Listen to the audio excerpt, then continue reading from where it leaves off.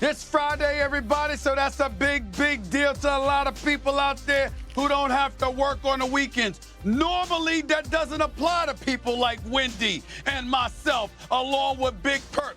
But the likelihood is it's going to apply to us this weekend because we expect the NBA Finals to be over unless the Dallas Mavericks are going to show us something we ain't seen from them yet. We'll find out. Lots to talk about. First Take, Friday in the house. College boys and ladies. To be up there one day. The Boston Celtics are the NBA World Champions. It's that extra motivation. And number 17, soon to be raised to the rafters.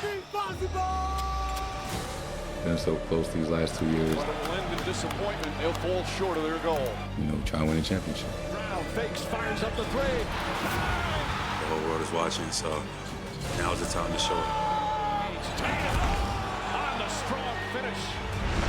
We're so close to what we're trying to accomplish. Celtics are one win away from an NBA title. We want to do whatever it takes.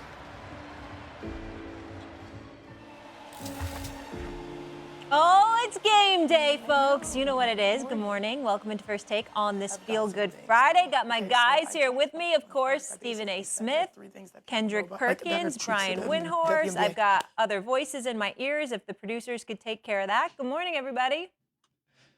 Thank you very much. I was getting ready to tell producers the same thing, Molly, so you beat me to it. Good morning, everybody. All right, let's dive into it. Oh, look at the fresh cut, Perk. Just checking you out right now. It's clearly game It is day. a fresh cut.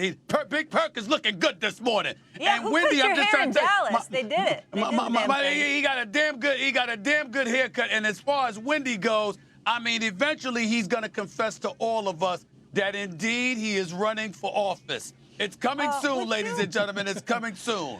Brian Windhorst is running for office. Last night. All right, let's get into it. Perk was at the rodeo, like he was on tour. I need some video of the rodeo. But let's talk about the game right now, guys, because we know what the Celtics are trying to do. They're looking to bring out the brooms in Dallas as Boston leads 3-0 over the Mavs. Luka will need to really step it up after a tough outing in Game 3 in which he fouled out and made his frustration with the refs well known throughout the game. Here's Luka on how he can handle that better moving forward. I mean, yeah, at some point, yeah. I just really want to win. Sometimes I don't show it the right way, but at the end of the day, I really want to win. So I got to do a better job, showing a different way. The history is there for us to learn from. When you look at great players, On's first time around, and so it's there to learn from. And so for great players, you have to fail to understand, how to be successful at the highest stage, and this is the highest level, is being in the finals. All right, Big Perk, you're up first. Break this down for me. Has Luka hurt his stock in these finals? Hell yeah, he has. And look, Molly, before the final started, all we was hearing, right, was Luka the best player in the league. He needed to complete the mission in order to get that crown. See, here's the thing, right? We have to pump the brakes, especially when it comes down to anointing players as being the best player of the league. When it comes down to being the best player in the league, what these finals have shown us is that it's two sides of the basketball. And I get it. Luka Doncic led the league in scoring this year, right? I get it, what he's been doing offensively in this postseason. But what has been poking out badly is the other side of the basketball and not defending, not putting forth the effort. And when you're the best player in the world, you have to get it done on both ends. He haven't even been the best player in this series. That's been Jaylen Brown. Okay, even when Luka is averaging, come out of a game having 33, 11, and 11, Jaylen Brown still have the better impact on the game. So when I think about being the best player and I think about what Luka is now, just a couple weeks ago, we was talking about him being the best player in the league, being the best player in the series. He's far from that right now because of the defensive side of the ball and him being the defensive liability and just not putting forth the effort. Molly, I don't think his reputation has been hurt, but I don't think it's been improved. You know, he finished third in the MVP voting this year, and people in Dallas were really offended by that. They couldn't believe, after the strong Mavericks finish that they had to the season, they'd only get 4 first-place votes, 2 of which, by the way, came from Dallas media members. And I think this was a great opportunity for him to establish himself as that guy who could be the MVP. And there are limitations to his game, and he has shown the ability at times to overcome them. In this postseason, there have been moments where he's been excellent on defense by his standards. He's not going to remind anybody of Michael Cooper or anybody like that, but there have been times where he's been really good on defense in the postseason. There have been times where he's let the referees go. So he's shown flashes that he can do it. But coming into this finals, when he had a great opportunity to uplift himself, to lead Dallas on a serious challenge to the Celtics are the better team, but to lead them on a serious challenge, and he hasn't done that. You know, they passed out shirts, and they had a little campaign here when they knew Luka wasn't going to win the MVP, and they called it Pravi MVP. Pravi is Slovenian for truth or real.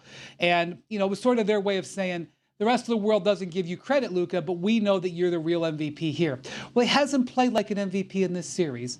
And so I would say that this could be a learning experience. But the thing is, those comments that Luka made yesterday where he said he's got to be better, Molly, he said that, you know, umpteen times. You know, it feels like every 6 or 8 weeks this is happening. Yep. And the fact that this is happening again in the finals is not showing an elevation of his status. I disagree with both of you. In the case of Kendrick Perkins, I think that he's being a bit too harsh, dare I say. Allow me to explain. Luka Doncic, we all know that he's a liability defensively. He always has been a liability defensively. That is not a secret to anybody on this show. He is averaging 29, 9, and 6 on 47% shooting in this series. That's not a secret to anybody on this show. What has changed is that in the first 2 games, if you remember, Wendy, and you remember Big Perk, we were talking about Kyrie Irving and how Kyrie Irving had to answer the call because nobody was helping Luka. What transpired in Game 3 was so egregious in all of our eyes that all of us have hopped on Luka Doncic, and rightfully so. Kendrick Perkins, you were absolutely right. Some people called you harsh or whatever, but what they can't deny was the veracity, the absolute truth of your words when you talked about how selfish he was, how petulant he was, how much that hurt the team. Wendy goes on Scott Van Pelt's show on SportsCenter in the immediate aftermath of the game, and we've almost never seen Wendy talk like that about somebody. And why did Wendy confess to feeling what he felt? Because you've watched Luka do this repeatedly over the years in international competition where he gets himself fouled out or gets ejected or whatever. And you talked about how this petulant behavior served to hurt the team. All I'm saying is everything y'all was saying was right, but none of it was being said until we saw what we saw in Game 3. And so now we've got to dial back just a touch and say, okay, that's one game. Now, we didn't say that about him in Games 1 and 2 because we were preoccupied with what Kyrie wasn't doing, what P.J. Washington wasn't doing, what Derrick Jones and others weren't doing. Game 3, we were absolutely on target. We're calling him out. We're looking for what he's going to do in Game 4 to make amends for what he didn't do in Game 3 and how he specifically hurt his team. 27 points on 27 shots, holding the ball. Yes, he's always been a ball hog, but still in all, Kyrie's in his bag. You got to know to get that man the basketball. He didn't do any of those things. He wasn't getting back on defense. He was busy arguing with refs, leaving his team defensively at a disadvantage when he decided to not show up on defense at all because he was arguing with the refs. And then even when he did show up, he was leaving Hauser and others wide open for three-point shots. All of those things y'all pointed out was right on point, but it was because of Game 3. We weren't saying that in Games 1 and 2. And that's why I say, again, he hurt his star stock in the finals. That the jury's still out on that. Jury's still out on that. No, one game. but that's not